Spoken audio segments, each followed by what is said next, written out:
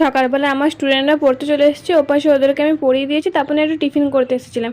এপাশে দেখো আলু ভাজা করছি, তারপরে হচ্ছে উপমা করবো। তো এই পাশে আলুটা না উঠিয়ে রাখার কথা ছিল একটু, তো আমি ভুলে কি করেছি, পুরো আলুটার মধ্যেই আমি হচ্ছে সুজি দিয়ে দিয়েছি। মানে আলুর মধ্যে সুজি হয়ে গেছে, সুজির মধ্যে আর আলু নেই।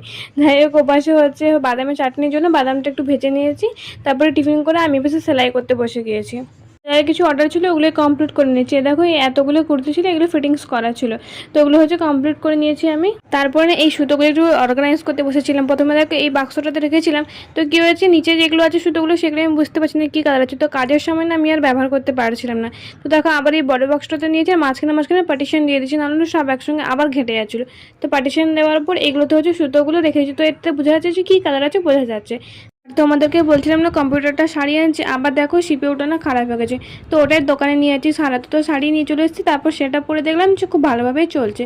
তোমাদেরকে দেখাবো বলছিলাম, এই দেখো তোমাদেরকে দেখিয়ে দিলাম।